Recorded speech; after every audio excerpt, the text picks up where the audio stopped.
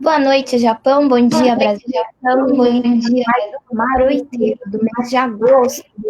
Eu aqui com o doutor Fernando Pianaro, direto de Curitiba. Bom dia, doutor Pianaro. Bom dia. Hoje eu não estou em Curitiba, estou em Caiobá, mas é Opa! pertinho. Então, bom dia a todos aqui no Brasil, boa tarde ao pessoal na Europa que nos acompanha, bom dia, boa noite ao pessoal do Japão, os nossos fiéis seguidores aí.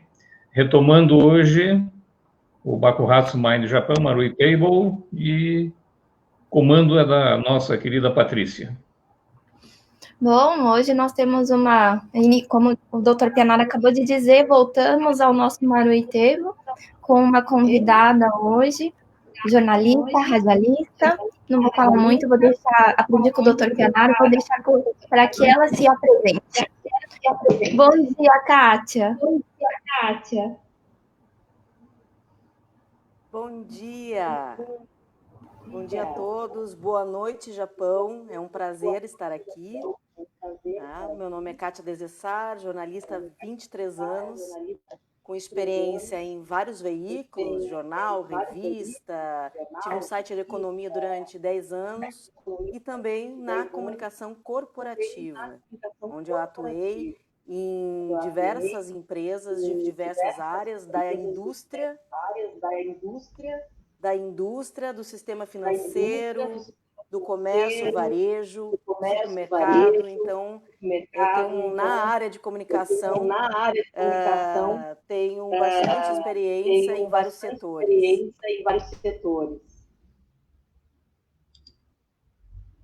E hoje nós vamos conversar sobre inúmeros meandros, né, da comunicação. E agora com uma novidade, que vem se firmando, que é a neurociência aplicada à comunicação. Um tema totalmente hoje, tanto para o lado pessoal quanto empresarial, né? Exatamente, Patrícia, exatamente. Porque, na realidade, a comunicação, ela tu não pode desassociar nunca da pessoa. Né? Então, o que eu vi durante os meus anos de experiência é que, especificamente, a comunicação aplicada ao meio empresarial, ela ficava um pouco desassociada da realidade, mesmo que a gente não percebesse. Né? Então, a comunicação, sempre no meio empresarial e na aplicação prática dela e nas ferramentas, ela acabou ficando para trás do que as outras. Por exemplo, o marketing, né, que desenvolve pesquisas aplicadas e práticas e que, inclusive, está à frente na aplicação da neurociência. Né? Porém, o que a gente não pode desassociar, que o cérebro das pessoas é um só. Então, não existe o cérebro do marketing, não existe o cérebro da economia, não existe o cérebro... Né? O cérebro é um só. Né? E a comunicação, ela tem dois grandes departamentos, como eu gosto de falar. Um é a comunicação da pessoa, entre as pessoas, ou seja, é o falar, o ouvir, o perceber, a área cognitiva. Né? Então, tudo isso é comunicação, ou seja, tudo que nós fazemos é comunicação.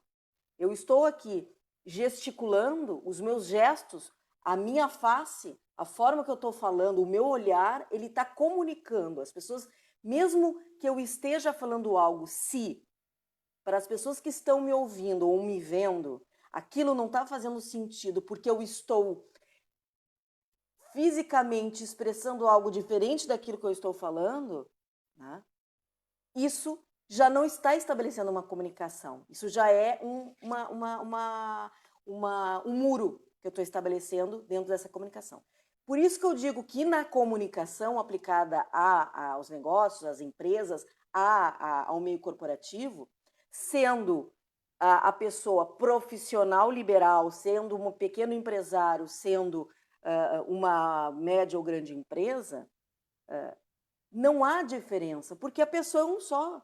A diferença é que nas empresas, quando você fala em comunicação corporativa, é um conjunto delas, dentro dos seus vieses, da sua forma de entender, né, aquilo que está sendo dito para ela. Então, por isso que eu acho interessante a gente fazer essa introdução, que a comunicação ela é todo um conjunto. Porém, sim, a gente pode especificar comunicação quando ela é ferramenta e estratégia. Sim, aí a gente pode estabelecer, né, regras e estabelecer também formas de aplicar, né? Mas, de um modo geral, quando se fala em comunicação, a gente tem que estar ciente que tu não pode desassociar daquilo que é o teu normal do dia a dia. Você, enquanto pessoa, e você, enquanto empresa, é a mesma.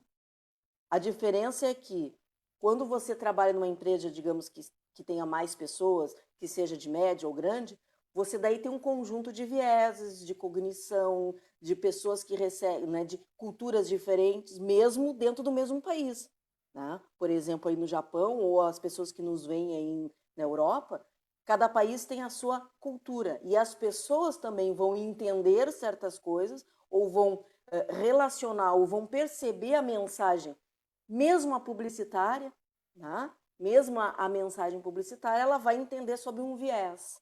Então, a comunicação, na realidade, eu acho que é o grande guarda-chuva, né? Porque tu não consegue desassociar a nossa comunicação, digamos, biológica, como eu digo, né, da nossa comunicação enquanto aquilo que o homem inventou, aquilo que o homem, né, evoluiu, que é a comunicação enquanto ferramenta de negócio, enfim, agora no novo mundo que a gente vive, né?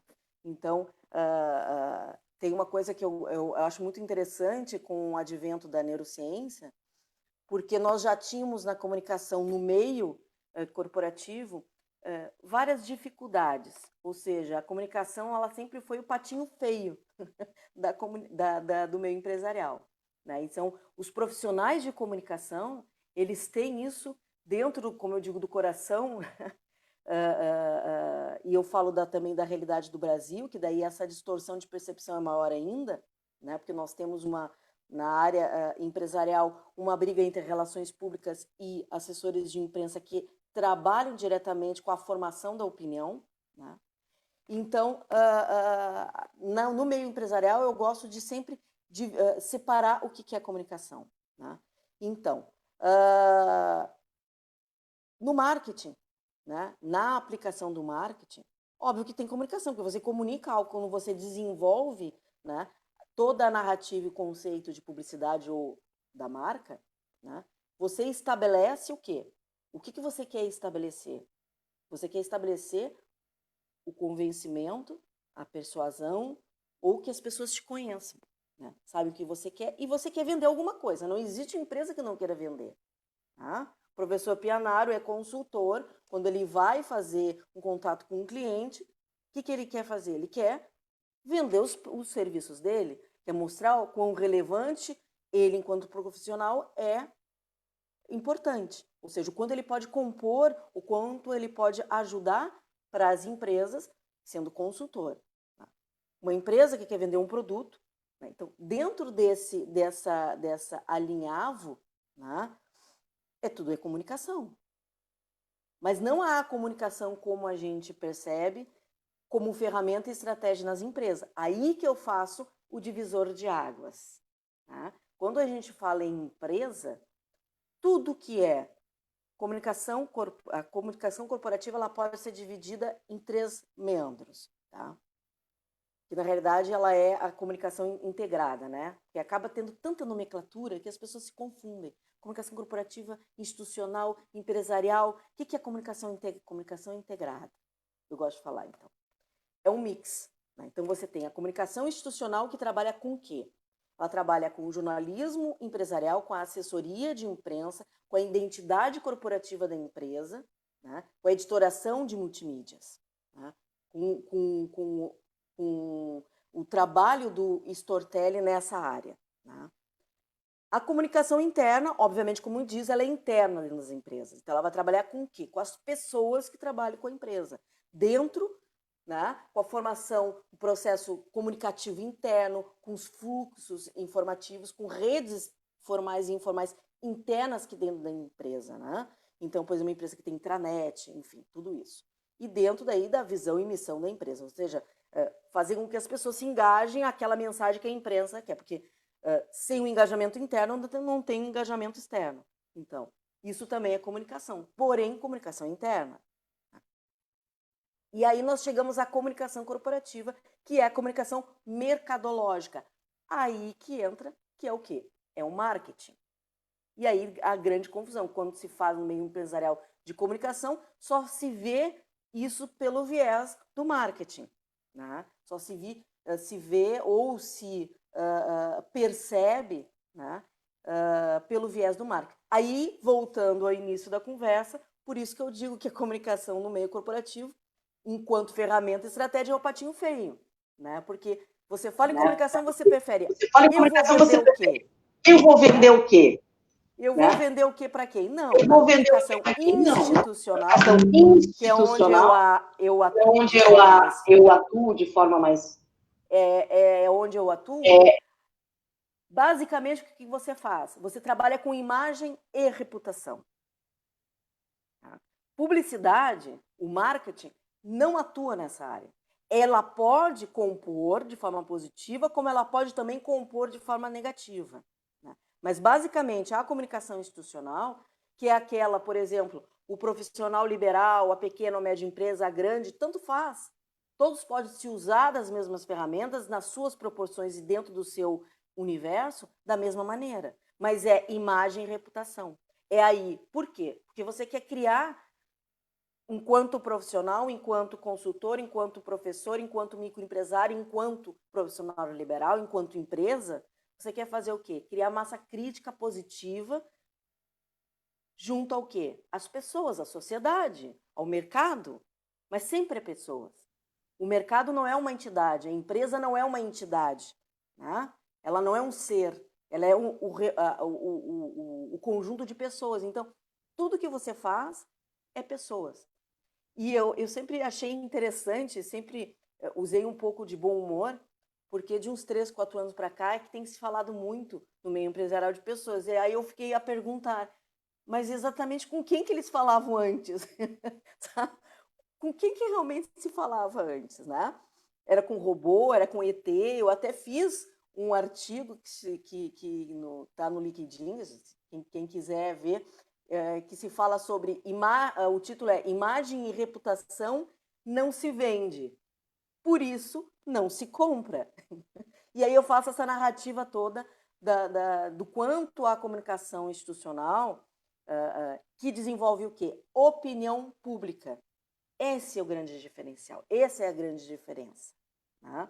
Quando você trabalha atendendo um cliente, óbvio que você vai utilizar das ferramentas específicas e direcionadas à venda e à persuasão. Porém, você não pode também desassociar de que você ali está formando uma pessoa que vai ter uma opinião e vai reverberar essa opinião para outras pessoas, de uma maneira positiva ou negativa. Né? Então, tudo funciona, ou seja, nós somos um turbilhão, né, que usamos do convencimento, que usamos dos nossos vieses, daquilo que nós acreditamos, para tocar as pessoas. Então, por exemplo, se tiver um outro profissional falando exatamente sobre o mesmo assunto que eu aqui, ele vai abordar de uma outra maneira e sobre os argumentos na qual ele acredita e defende. Eu, no meu caso, eu defendo que a comunicação institucional, nós temos hoje um importante momento com o advento da neurociência, né?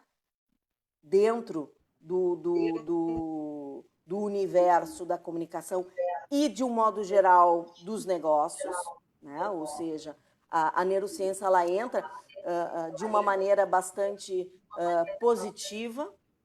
E o engraçado é que, por melhor que seja e por mais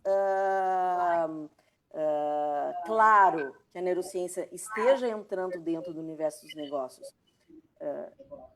As pesquisas estão aí, vários autores vêm desenvolvendo isso ao longo dos últimos 30 anos de uma forma mais efetiva, né? O professor Aipenaro pode, né, a gente pode trocar essa informação, mas mesmo assim, por alguma razão, a gente nega, né? E por que eu estou trazendo isso? Né? Depois a gente vai adentrar mais profundamente. Justamente porque nós somos pessoas com um cérebro só, nós não somos várias pessoas, e as empresas da mesma maneira. Por que as empresas, as agências de publicidade de modo geral, elas negam o advento e a aplicação da neurociência? Porque assim como na comunicação, né, é muito dolorido você admitir que dentro de uma empresa você desenvolve opinião externa. É muito doloroso você entender ou aprofundar essa ferramenta. É muito mais fácil você utilizar ferramentas de marketing, de venda, porque você está trabalhando ali com aquele curto e médio prazo. Né? Você está trabalhando com coisas parecem muito claras, mas na real é tudo a mesma coisa. O cérebro funciona, às vezes, de uma maneira diferente para a compra e uma maneira diferente para a opinião. E essa é o caminho que nós vamos adentrar hoje nessa nossa conversa. Né? Então, na comunicação, né, que, como eu digo, continua sendo patinho feio, né? Por que há essa negação da mesma maneira que há com o advento da neurociência ao mundo dos negócios? Porque no momento que você entende claramente como as coisas se dão, como as mensagens se dão, como você entende como realmente nós funcionamos, porque a empresa ela não é, como eu digo, volto a dizer, não é uma entidade separada das pessoas, ela não é um ser, né? Ela é um conjunto das pessoas, ou seja, é um samba-lelê, né, mais diverso para se administrar. Né? Você mapeia, você se enxerga como no espelho. Por isso que dentro das organizações, quando você fala em mapear, em desenvolver indicadores que façam a medição do risco de imagem e reputação, por melhor que isso para nós faça sentido que, não, isso é uma coisa legal, na prática, o gestor nas empresas tem muita dificuldade de... não de entender, porque ele sabe muito claramente que isso é importante, mas é que isso deixa desnudo o que realmente somos e o que realmente uma empresa é. Né? Então, por isso que a comunicação é, né, um patinho feio. Eu acho que para a introdução a gente eu acho que está bem caminhado. Considerando que você é uma mulher do rádio, né? Se deixar você falar, você vai falar 2 horas sem dar chance da gente fazer nenhuma observação. Eu vou falando. Para mim, a questão do vídeo é uma novidade. Tá bom. Né? Porque de tudo dentro do jornalismo que eu não fiz foi vídeo, foi TV. Exatamente. Bom, Kátia, você já fez a introdução aí, praticamente respondeu todas as perguntas que eu teria de início. Tá? Como o nosso público aí no Japão são pessoas que pretendem entrar ou pretendem se tornar empreendedores, né? Apesar que a palavra empreendedor é mal utilizada, até coloquei isso no Facebook hoje no LinkedIn. Como é que você vê a questão da comunicação pessoal, não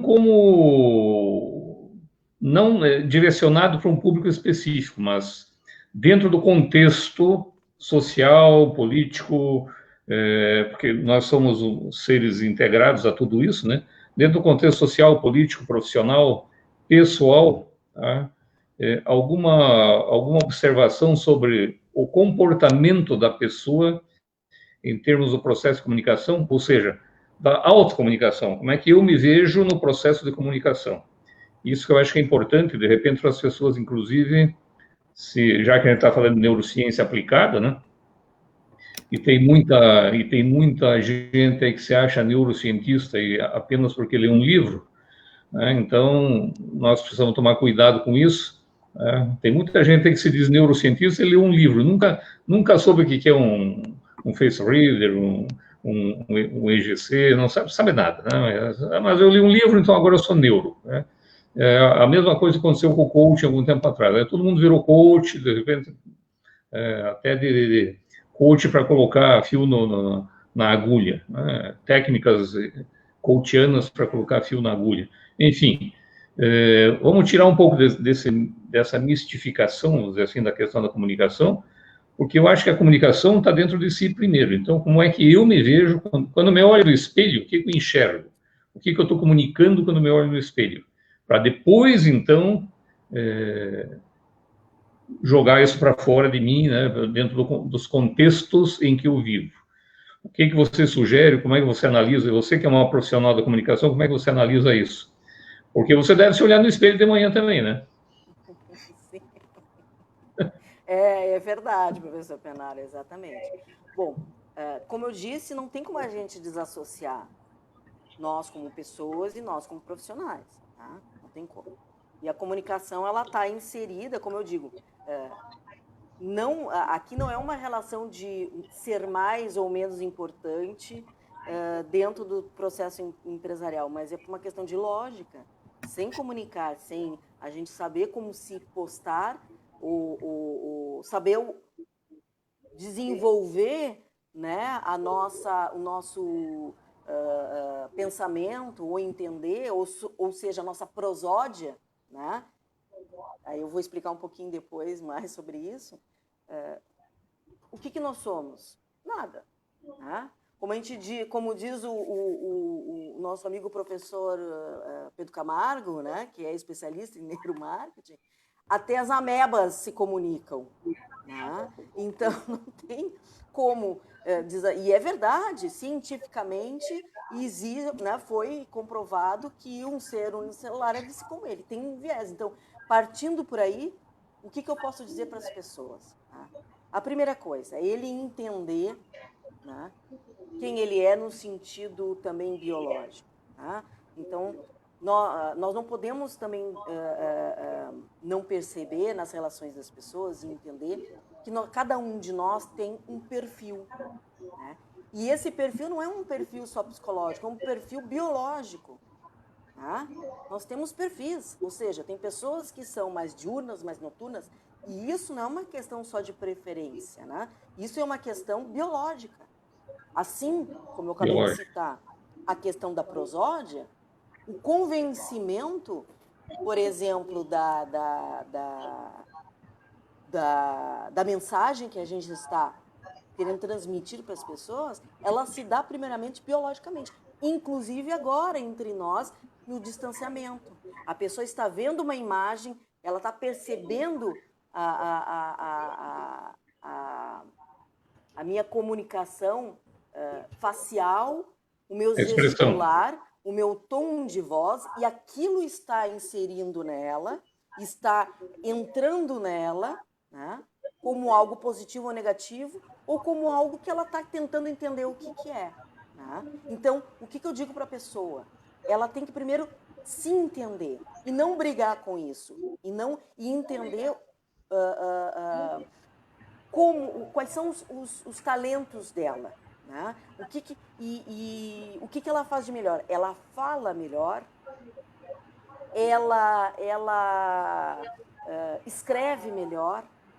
Né? Então, aquele talento que ela tem melhor, né? Ou se ela é um profissional que ele consegue ter um poder, não só de que às vezes pode comunicar bem e ser um mau vendedor, como eu digo.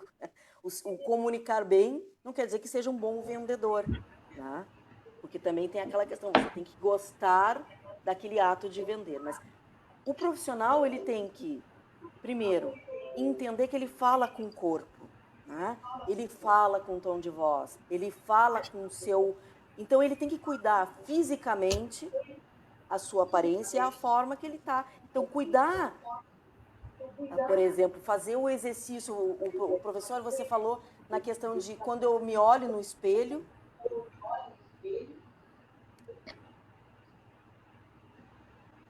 Quando eu me olho, desculpa, deu um branco aqui, tá? A tela ficou totalmente preta. Então, quando eu me olho, você falou assim, quando eu me olho no espelho, o que eu devo fazer? Tá? Perceber primeiro a sua imagem pessoal. Né? Isso comunica também. Eu não posso deixar de dizer, eu como profissional de comunicação corporativa, a primeira coisa que eu vejo também é não só a questão do ambiente, mas a questão também da pessoa. Eu tive um caso de um presidente de uma multinacional, na qual eu trabalhei muito tempo na área desse mercado, que ele era uma pessoa muito despojada, uma mente brilhante, mas era despojado demais. Eu mandei não sei quantas vezes ele para casa para mudar de roupa, porque ele não ia dar uma aula magna numa universidade com uma aparência, com um jeans super moderno, rasgadinho. Não, essa não era a mensagem para um presidente de uma multinacional. Não naquele viés. Poderia sim, numa conferência dele, enfim, uma conferência mais despojada, mas existem momentos e momentos também. Né? E o profissional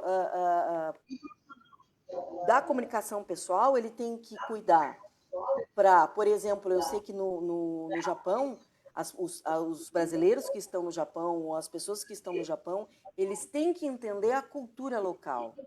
Tá? Uma das coisas que no Japão é entendido de uma maneira agressiva é o gesticular demais.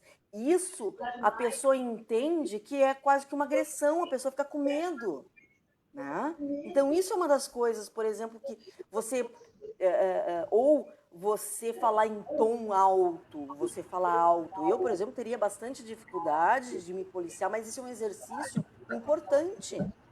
Eu, por exemplo, tenho a voz mais alta, eu tenho uma voz grave, eu por si só já falo alto, né? E por estar no Brasil, mesmo não tendo nenhuma descendência italiana, como o professor Pianaro, né, que fala com as mãos, o italiano fala com as mãos, mas tu acaba pegando um pouco do trejeito, né? Eu sou de descendência francesa, né? E portuguesa. Isso é uma teoria, hein? Já vamos falar dessa teoria aí. Não, aí tem a questão do DNA biológico, né? Todos somos, né? Aí tem uma pesquisa que saiu, um experimento aí que eu vou contar depois para vocês. Me cobre isso, professor, tá? Mas, enfim, para as pessoas, pessoalmente, ela tem que cuidar a sua aparência, o tom de voz, a forma que ela fala, né?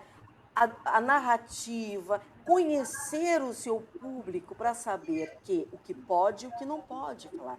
E a cultura local. Então, aos brasileiros que estão no Japão, a primeira coisa é, não falem com as mãos. Amarrem as mãos, bota no bolso. Né? Bota no bolso, se você tem aquela coisa, né, que não consegue se bota no bolso, não tem problema, segura as mãos assim, sabe, no peito, assim, e cuida o volume da voz, não só é o tom, o volume da voz. O japonês, ele é mais introspectivo, né? E na cultura japonesa, me corrija, tá, Patrícia, por favor, tá? Me corrija em tudo, se eu falar alguma bobagem aqui, tá? Mas eu tenho que fazer uma lição de casa. Até agora. Eu tenho que fazer uma lição de casa aqui, tá? Porque eu adoro, assim, eu tenho um amigo que mora aí no Japão, então ele me fala algumas coisas. Então, assim, a expressão, a comunicação corporal para o japonês é muito importante. Inclusive, dependendo de algumas ocasiões, ela é cerimonial. De modo geral, ela é cerimonial. Né? Os movimentos, ele diz muito da pessoa na cultura japonesa. Então, da forma que você se posta, a postura corporal, o ombro, né? Você diz o quanto orgulhoso você é de si ou da sua família. Né? Então, o profissional japonês, ele vai ver o quanto você é orgulhoso daquilo que você daquilo que você aprendeu, né, na sua família. Então, não dá para atrelar uma coisa na outra. No Brasil, não existe isso. Em muitos países na Europa também. né? Mas existem coisas que, claro, no mundo dos negócios tem algumas, digamos assim, prerrogativas, né? Algumas liberdades, mas mesmo assim, o quanto você entender a cultura local e o quanto você perceber que aquilo pode trabalhar a seu favor, né? Então essa é a melhor dica que eu posso dar. Então as pessoas, um exercício, por exemplo, prático, né? Sim, é você fazer esse exercício ao espelho, sim, se olhe exatamente como o professor Pianaro falou, né? Eu, quando eu tenho alguma reunião ou quando eu tenho alguma apresentação na qual é um ambiente que eu não domino, né? É um ambiente que não é um ambiente de sala de aula, onde você pode ser, né, mais despojado. No Brasil, em alguns países da Europa, não no Japão, você tem que manter, né? No Japão, o professor é eu acho que é o mais importante que o presidente, né? O professor, né? Então, esse não é um bom exemplo aí para o Japão, não, porque o professor, ele é um ser muito respeitado, diferente aqui do Brasil, é verdade. né? É diferente do Brasil. Então, o que eu posso dizer para o profissional é, primeiro, entenda a cultura local e, principalmente no Japão, dependendo do local que você está, tá? Entender exatamente a história do lugar, né? O que dentro... Porque uma coisa é a cultura geral do país e outras são das localidades, né? No Japão existem, né, famílias, clãs, né, tem da história, né, da construção do Japão. Isso é muito importante, eles levam muito a sério, né? Quando você negocia, por exemplo, uma coisa importante, aí já adentrando na questão das relações pessoais, né? O profissional brasileiro ou de outros países que está no Japão e quer fazer negócio, ele tem que entender que a sua palavra, o que você diz, o que você promete, né? Você não pode desprometer ou achar, não, depois eu explico. Não, você falou, você falou. Se você precisa mudar algo, você tem que renegociar e entrar. Aí você, mas Kátia, isso aí é normal no mundo inteiro. É assim. Sim, deveria ser, mas no Japão isso é uma questão de honra. É diferente, é o entendimento cognitivo, né? Ou seja, o entendimento, a memética envolvida nisso, né? Que é a influência cultural do local, né, para o cérebro das pessoas, faz com que a pessoa entenda de uma forma diferente aquilo que você, quando você negocia com algum país da Europa, no Brasil ou nos Estados Unidos. No Japão, você tem que se mostrar honrado, né? Então, a postura, o tom de voz, a narrativa mais clara e devagar ao falar, não querer atropelar. Na argumentação, ela não vai, como no Brasil aqui eles fazem, eles querem te atordoar, né? Não, porque assim é importante que você faça. No Japão não vai funcionar. No Japão não vai funcionar. Ele quer olhar para você e ver se aquilo que você... É preciso saber ouvir também. Esse é um processo de comunicação também. Que os outros países, o resto do mundo, eu vou te dizer que tem muito a aprender com o Japão, tá? Nesse sentido. Porque realmente...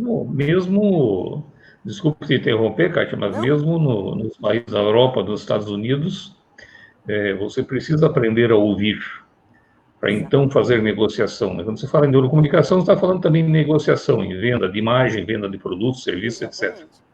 E se você não souber ouvir, você não entende o que a pessoa precisa e o que você pode fazer por ela, né? Então, é uma imposição. Agora, você falou um negócio de falar com as mãos e tal, no Japão você tem que se cuidar um pouco mais. Isso é uma teoria chamada relativismo linguístico, né?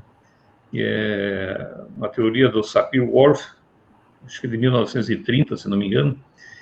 Você deve ter estudado isso, né? Que é a questão da comunicação através do aprendizado do local onde você vive.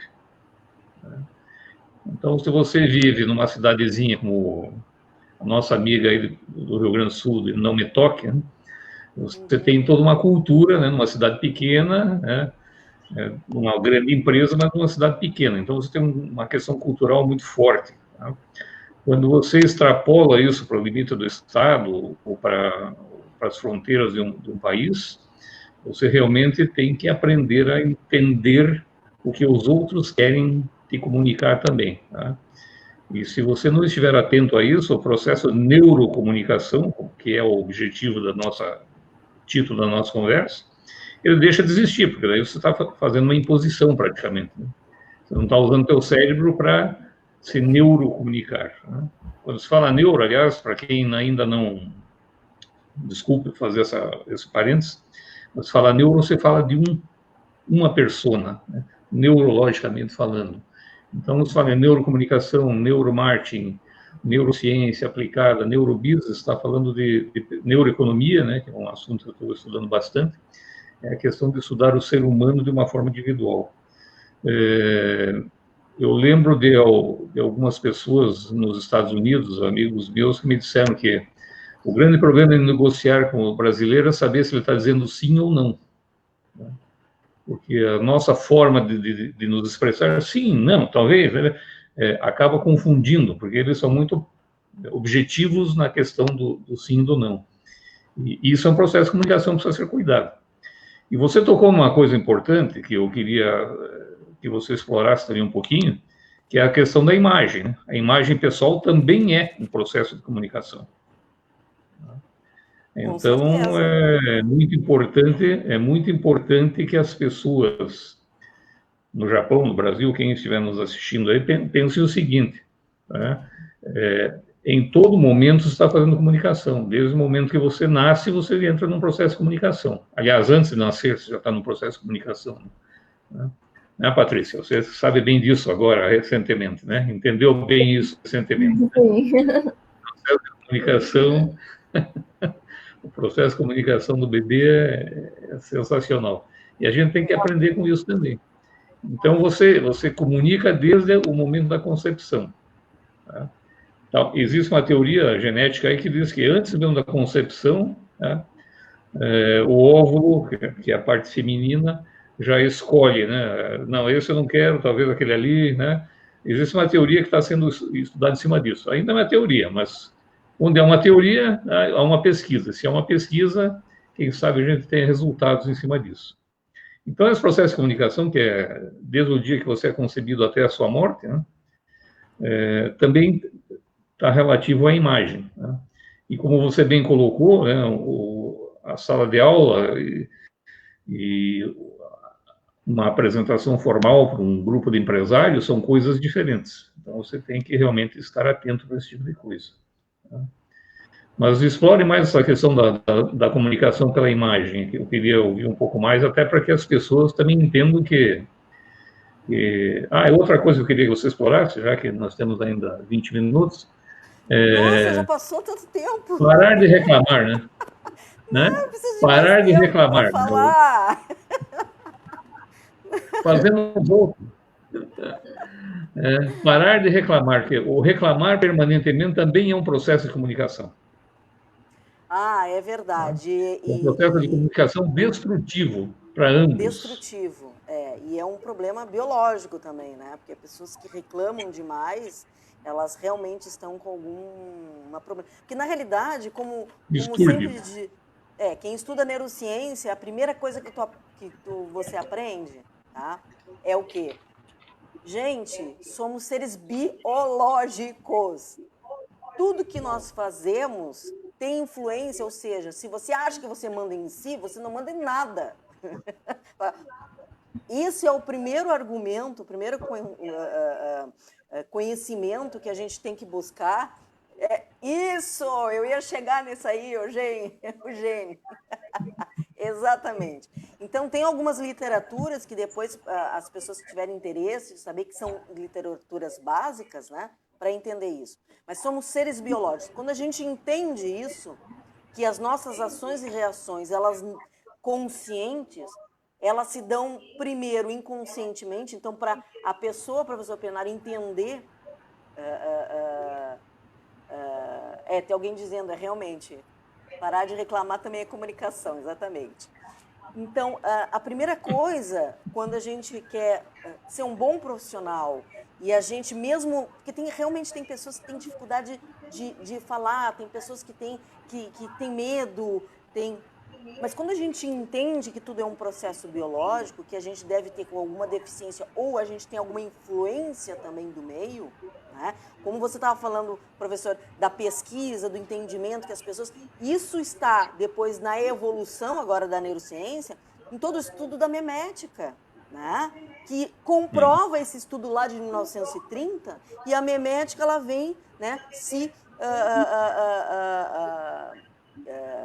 comprovando aquela pesquisa, né, e mostrando que realmente a gente tem influência. Porém, antes dessas influências, nós temos algo que é muito maior do que tudo isso, que é a nossa biologia.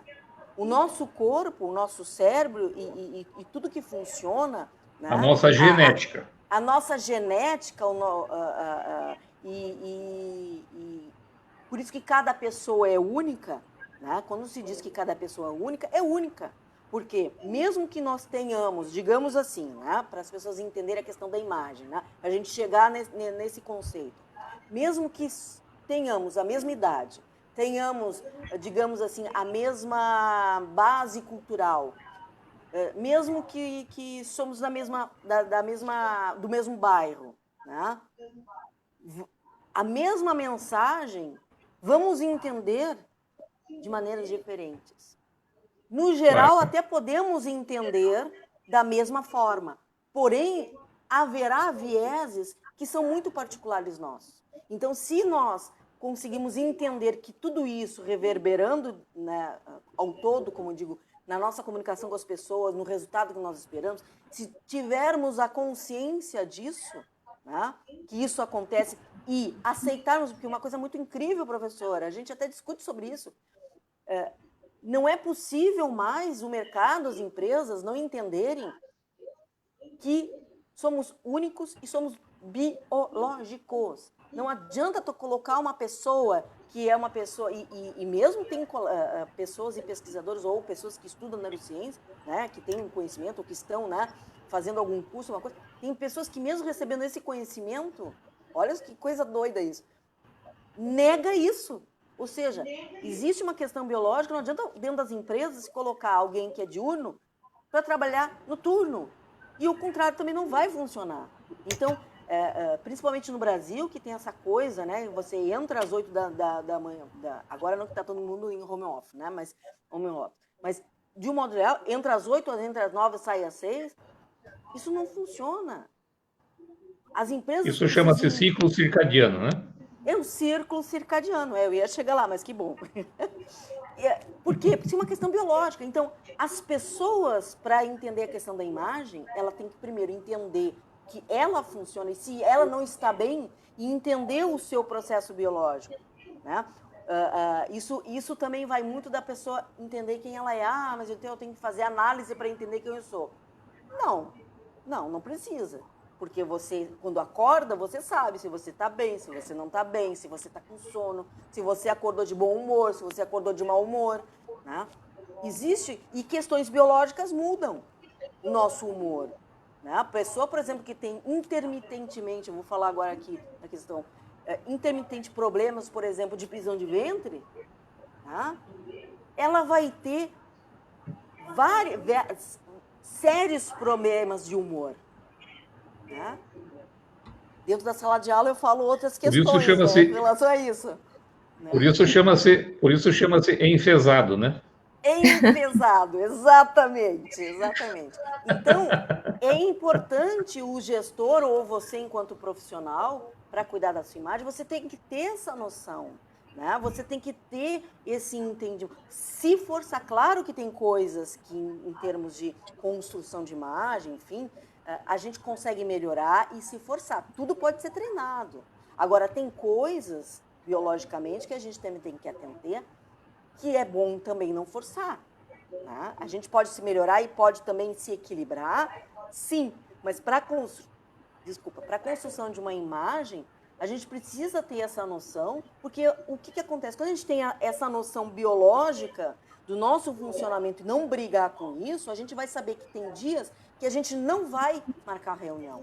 Tem dias que nós vamos entrar em contato, né, com o nosso cliente e dizer, olha, neste momento eu não estou com possibilidades de lhe atender. Podemos remarcar? Por quê? É muito melhor você, de repente, deixar o cliente um pouquinho chateado com relação a desmarcar, do que você ir para a reunião e fazer meleca. Porque ou não tomar as decisões certas, ou não tratar, ou não entender, ou não conseguir ouvir o que o cliente quer. Né? Não faz sentido. Então, como eu digo assim, hello empresas, hello mundo, o mercado. Se a gente não entender que somos seres humanos e somos biológicos, nós vamos ficar trabalhando e vamos ficar se dando na parede. Por quê? Como eu falei na introdução, a comunicação é um patinho feio, que até então ela só lidava com conceitos. Principalmente dentro das empresas da comunicação interna, bota um bando de profissional para fazer curso, etc. Mas tu não consegue aplicar, porque chega na hora, o gestor não está nessa vibe, não está entendendo nada que tu está falando. E colocam pessoas para fazerem treinamento sem elas quererem fazer o treinamento. Sem querer também, isso que é a pior coisa. E depois não adianta fazer treinamento se na prática do dia a dia, agora eu vou falar uma coisa que eu sempre falo, professor Pianaro, eu sei que o senhor concorda comigo, não faz sentido fazer um monte de curso, e gestores também, e você enquanto profissional, se na prática não aplica. Ou diz, não é bem assim. Gente, não faz sentido. E mais, eu acho... Só para fazer currículo. Uma das teorias que eu tenho, que o porquê da neurociência não deslanchar, não é porque eles não sabem que não é certo. Porque não tem como dizer que não é. Porque são pesquisas científicas comprovadas, aplicadas, não é um composê de teoria até então, como era a área de comunicação, só ficava na academia, aqueles lindas teses de mestrado e doutorado, não aplica nada. E inclusive hoje em dia, por isso que a neurociência vem e vai mudar isso aí. Então, a neurociência, ela não está sendo usada exatamente como deveria, né? Só no que interessa, muito pontualmente, né? Ela é usada aí mais na questão da venda de produto especificamente, né? Enfim, grafia de letras, enfim. Mas não vamos adentrar nesse assunto. Mas por que ela não entra no processo de gestão e governança das empresas? Por quê? Porque daí é como o gestor se olhar no espelho, as empresas se olhando no espelho. E aí a gente remonta a introdução que eu falei da questão comunicação institucional, que é essa área que atua com imagem e reputação, né?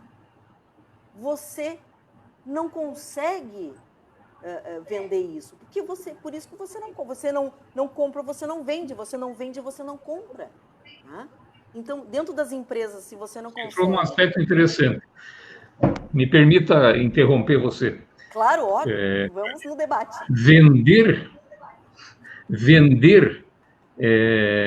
não é vender só produtos, é vender você, a sua imagem, o seu trabalho dentro da organização, inclusive. Exatamente, porque na realidade você entra no processo das pessoas comprarem a sua ideia. Então, esse processo, então você vê que da mesma forma que você, enquanto empresa ou profissional, você vai vender seu produto para fora, você tem que vender internamente dentro da empresa também. Né? Não faz sentido uma empresa média, a grande, enfim, e mesmo as pequenas, que tem lá 4, 5, 6 funcionários, né? Você internamente tem que vender as suas ideias para o dono da empresa, você enquanto dono, você tem que vender, você tem que engajar e tem um processo de engajamento. Eu até nem usaria tanto a questão de venda, né? Que eu acho que a gente poderia desassociar para não dar essas confusões que nem tem na área de comunicação, né? Que fala em comunicação, acho que tudo é marketing, né? E não é. Ou seja, comunicação, como viés de ferramenta e estratégia, não é marketing, nunca vai ser. Né? Apesar de quererem fazerem e se apropriarem da denominação comunicação. Né? Mas não é e nunca vai ser, porque trata de imagem e reputação. E quando você trabalha a questão de venda de ideia, ou seja, você está ali para convencer, você também tem que entender que você está tentando convencer cérebros assim como você. Né? E numa sala de 10... Por exemplo, não sei quantas pessoas estão nos vendo, nos ouvindo, né? Cada uma está percebendo, claro que existe uma linha, né, de consciência da mensagem que está se passando, que ela é mais ou menos geral. Então, a linha geral, né, da narrativa, as pessoas entendem. Mas aí cada um dentro de ser um ser biológico único e com as suas, né, contaminações meméticas, suas contaminações culturais, ele vai fazer os seus vieses. Por isso que, às vezes, pô, mas eu fui tão clara, como é que a criatura não entendeu? Por isso. Então, a gente tem que entender isso e tentar, nessa mensagem, né, na forma como se fala, na forma como se posta, entender que tudo isso está comunicando, você percebeu o quê? Que tudo fala, tudo comunica, e que cada pessoa é única. Só faça, por favor. Kátia, por favor, apenas, eu sei que tem gente aí que de repente não sabe o que é memética, só faça uma observação aí do que vem a ser a questão da contaminação memética. Ah, sim, exatamente. Tem um livro, na verdade, Charles Brodier. Leiam esse livro, Vírus da Mente, dele. É o princípio de toda a base da memética. O que é memética? As pessoas, o que ele diz? Que as pessoas, além de ser todo o ser biológico que é, essa biologia e essa consciência do que é, do que somos, ela vem através das contaminações. E veja que contaminação, nesse caso aqui, né, não é negativa e nem positiva. Ela pode ser tudo ao mesmo tempo, né, e pode ser neutra. Então, nós recebemos o quê? Influência da família, que é a mais direta, do bairro onde nós vivemos, do país onde nós vivemos, da região do país que nós vivemos, né? Por isso que, no Brasil imenso, cada região, cada estado tem o seu viés. Totalmente diferente. Completamente diferente. Então, por exemplo, os japoneses que estão nos ouvindo, né? Se você vai negociar no Rio Grande do Sul, que é onde eu moro, é diferente se você vai negociar no Nordeste, lá na Bahia. Ah, mas o país é o mesmo, fala português, inclusive português com sotaque diferente. Né? Então, isso também faz essa questão. E a contaminação memética, ela é tão forte que, dependendo do quanto incide no nosso meio, quão forte foi isso, ela vai no nosso ser, ou seja, ela vai na nossa construção genética, ela vai no nosso DNA. Ou seja, nesse estudo do Brodier, ele traz a ideia de que o homem, ele vai se construindo e vai construindo a sua consciência a partir de todas essas contaminações. Tanto que, se não fosse assim, e isso também prova a tese dele, que na realidade é um experimento, cada país tem uma forma de pensar e de agir, cada pessoa dentro de um país, de repente, da região que está, ela age ou pensa ou tem ideia ou concepção de da mesma ideia, do mesmo assunto, diferente. Tá? Ou seja, um exemplo maravilhoso que todo mundo vai entender. Política. Tá? Política. Dentro de uma família. Não vou falar de política, mas eu vou usar como exemplo, né? A política, né, de um modo geral, dentro de uma família. Como que dentro de uma família que está todo mundo, né, afinal, sofrendo a mesma contaminação memética, a mesma construção memética, a mesma influência de vieses, como que pode ter uma pessoa que é de um partido, que é de outro, que é mais à direita, mais à esquerda, mais à centro? Por quê? Agora que nós estamos começando a entender. Né? Então, nós temos as contaminações macro, as contaminações medianas e as contaminações micro, são aqueles de uma pessoa para outra. Né? Então, isso que é memética. E, por favor, estudem isso. Leem sobre isso, porque isso é a base também de entender não só como o andar também da neurociência, porque a neurociência em si, ela estuda toda a questão biológica, mas ela não está desassociada das cognições. Ou seja, porque todo esse conjunto de influência, ele também influencia biologicamente, ou seja, eu falei em prosódia, vocês se lembram? Pois é, a prosódia, antes de qualquer entendimento que é a narrativa, entendimento narrativa, ela é um convencimento físico. Aí a pessoa diz assim, meu Deus, como assim? Claro!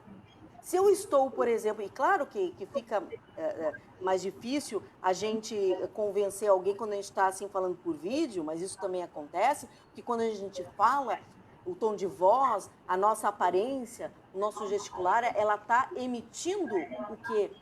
Sinais biológicos para a pessoa. Né? A pessoa está reagindo, então eu estou elevando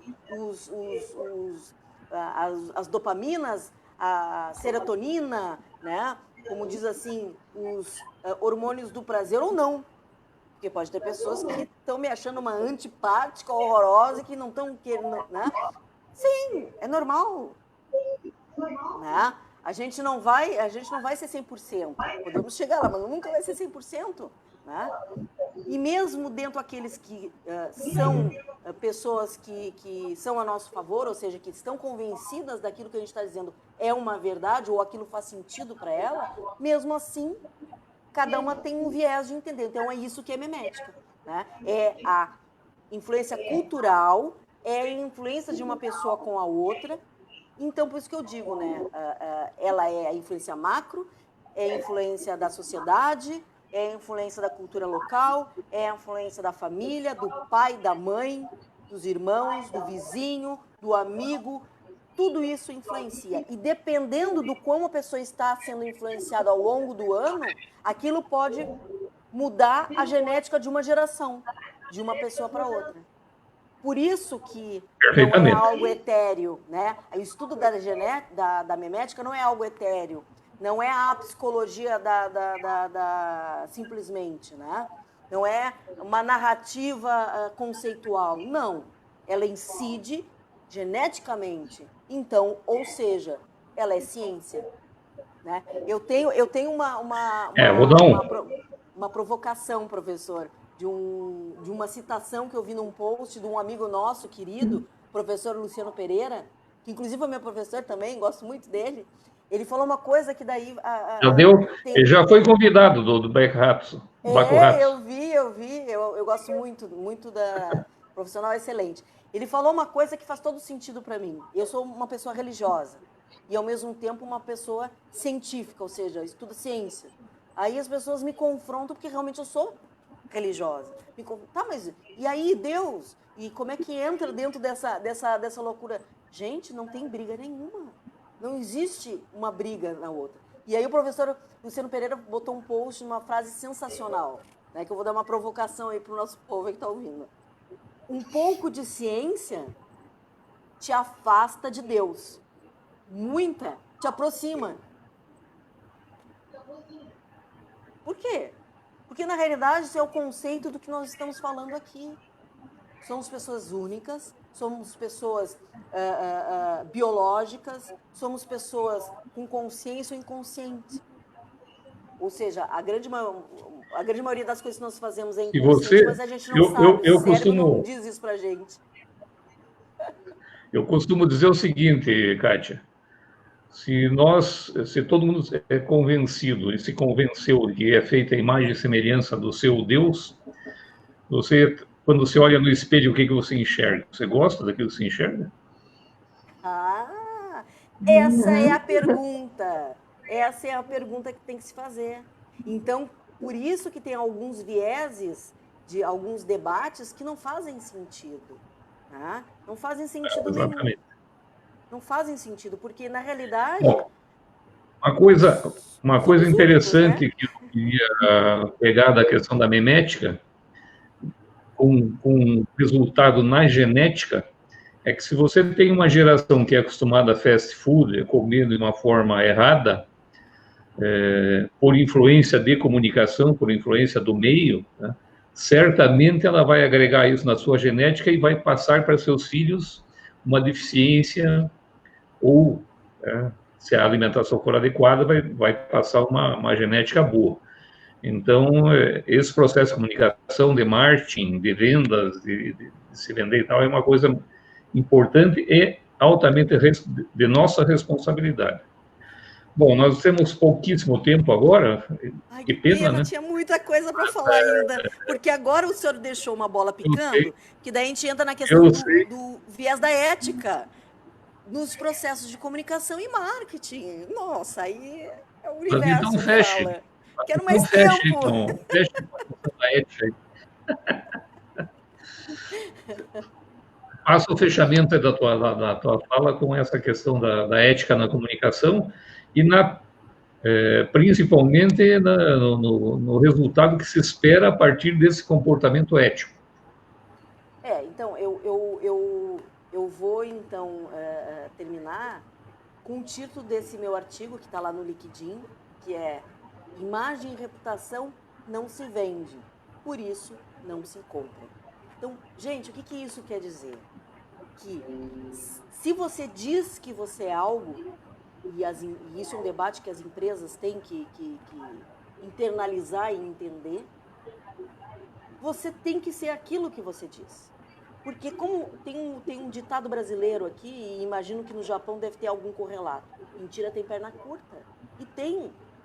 Por mais que você tente esconder, você não consegue. E mais, se você consegue ter o entendimento da comunicação ou da imagem e reputação pelo viés da neurociência, você vai perceber uma coisa, que mesmo que você consiga esconder ou acha que esconda algum segredo ou esconder que você não é bem aquilo, gente, você não esconde. Por quê? Porque biologicamente existe uma coisa que é a mentira tem perna curta porque ela está nos teus olhos. Então, quando você fala, e se a pessoa está percebendo, se você é um profissional que tem conhecimento, né? Então, se você consegue enganar muita gente como é que diz? Enganar muita gente por muito tempo, né? Consegue enganar poucas pessoas, enfim. Mas, assim, se você pegar um profissional que é treinado, que está estudando, né, inclusive microexpressões, que é uma coisa que a neurociência que vai entrar muito forte na questão da comunicação. Eu não adentrei aprofundadamente ainda nesse estudo, né? Nós temos um professor até que estuda bastante isso aqui no Brasil, que é a questão das microexpressões. Tinha até um seriado, né? Lie to Me. Aquilo lá é ciência, gente. Aquilo não é mentira, aquilo é verdade. É exatamente isso. Você fala a tua mentira na cara, literalmente. Se você mente, então, com o advento da neurociência, isso vai ficar cada vez mais evidente. Mas o que eu digo para as pessoas? Sejam o que você realmente está dizendo que você é para o teu cliente. Cuidem da postura para você não transmitir aquilo que você não é. E dado o momento, você não está transmitindo uma verdade. Porque como a gente é seres biológicos, de uma maneira ou de outra, a pessoa está recebendo, né, aquela transmissão eletromagnética, né, são ondas eletromagnéticas que efetivamente a gente transmite para outra pessoa. Né? E quando a gente mente, a gente inclusive exala cheiros, né, dos nossos feromônios, que mesmo que a pessoa não saiba que você está mentindo, ela vai ficar incomodada com aquilo que você falou. Então, mentira tem perna curta. Por isso que eu digo assim, para cuidar da sua imagem e reputação e ser um profissional, tente ser o mais sincero possível. Não minta. Não tenta vender, não tenta criar algo que o seu produto não tem, ou que o seu serviço não dê, ou que você como profissional não vai conseguir alcançar. Tá? Porque, claro, em dado momento ele vai ver que o resultado não vai ser o mesmo. Mas mesmo que seja uma venda do dia a dia, aquela coisa toda, daqui a pouco você vai conseguir criar uma reputação negativa, mesmo que você até faça ou tenha sucesso. Mas as pessoas vão ter antipatia por você. Porque é uma coisa biológica. Uma repulsa. Você vai estar transmitindo isso. Sabe? No teu corpo está exalando feromônios, está dizendo que você não é uma pessoa que é aquilo que está dizendo que é. Por isso que tem pessoas no Instagram isso é neurociência. Que é lindo, mas tem antipatia. Porque a imagem isso também é neurociência. Isso é totalmente neurociência. Né? Então, por que eu digo, a comunicação, né, vai agora adentrar, vai se reciclar, vai assumir o papel verdadeiro que ela tem né, no nosso dia a dia, vai começar a transmitir, porque na neuromarketing está mais avançado as pesquisas, assim como também na neuroeconomia, mas na comunicação, enquanto utilização prática, ainda está muito incipiente, apesar de ser a ferramenta que a gente usa, né? Ser aquilo que a gente precisa entender, mas ainda os conceitos, as regras, as práticas são muito incipientes e praticamente não existem, né? O que existe ainda é mal usado da comunicação tradicional, e é muito mal usado mesmo, e é aplicado de forma errada. Eu, como profissional de comunicação, eu conheço uma pessoa. Eu conheço uma pessoa que está estudando bastante essa questão da neurocomunicação e eu tenho o prazer de estar com ela quase todos os dias me comunicando. Chama-se Kátia Desessart. Eu espero aí fazer um balanço, mas você sabe, né, professor, que a gente, quando mexe com alguma coisa que dói, porque a comunicação, ela dói, por isso que até hoje ela é discriminada dentro das empresas, ela dói porque ela Claro. é o espelho das pessoas. As pessoas têm medo. Então, tem os prós e os contras, né? A gente está ali sendo crucificado todos os dias porque a gente fala algumas coisas e... Faz parte do processo. É o processo de negação, Bom, inclusive Kátia, a neurociência entende isso. Bom, Kátia, eu queria agradecer muito a tua disponibilidade para nós aí. E queria fazer um fechamento geral, me permita, Patrícia, para lembrar as pessoas, ou para quem não nos conhecia ainda nesse modelo, que esse modelo de live é uma coisa que já tem alguns anos. Então, não foi por causa da pandemia que isso aconteceu, né? Eu acho que tem muita gente que no pós-pandemia acabou se focando no modelo que a gente já tinha, né? Nós já trouxemos pessoas fantásticas aqui para conversar. A ideia é essa, vender, comunicar a sua imagem, comunicar o seu conhecimento para todo mundo, para o planeta inteiro, né? Porque nós temos gente aí que nos assiste em todos os lugares do mundo, praticamente. É um processo ousado da Patrícia, de alguns anos atrás, que eu abracei e tenho o máximo prazer também em participar disso. Então, para quem assistiu a primeira vez e achou que isso é uma coisa nova, eu quero dizer que isso é muito antigo, né? É um modelo que já vem sendo aplicado já há alguns anos, e se vocês olharem no site da Arco, vocês vão encontrar profissionais maravilhosos que já estiveram conosco aqui, né? Como o Lourenço, que está nos acompanhando, Sander Bayer, né? Ana Maria Jara, enfim, tem muitas pessoas que já estiveram conosco aqui nesse Marui Table, né? Uma ideia fantástica, tá? E que nós vamos dar continuidade no dia 12 de setembro. E na sua fala, na sua comunicação, eu já sei o tema que nós vamos trabalhar no dia 12 de setembro, né? A partir da sua fala, eu já captei a mensagem e vou trazer uma pessoa para falar sobre um desses temas aí que você citou numa das suas intervenções. Então, muito obrigado a você, Kátia. Nossa. Patrícia, é um prazer revê-la depois de um ano do teu ano sabático maternal, aí, da maternidade, né? Vamos retomando aí o processo e eu tenho certeza que nós vamos cada vez mais fortalecer essa marca e fazer com que isso seja um sucesso permanente. Bom, eu quero também agradecer aqui ao Dr. Pianaro, né? Sempre tem trazido convidados interessantíssimos, tanto para a comunidade brasileira que está aqui no Japão e para as outras comunidades brasileiras que estão por aí ao mundo, né? Bendito, né? E aos brasileiros no Brasil também, né? Muita gente que está direto do Brasil, em várias partes, também estão nos acompanhando.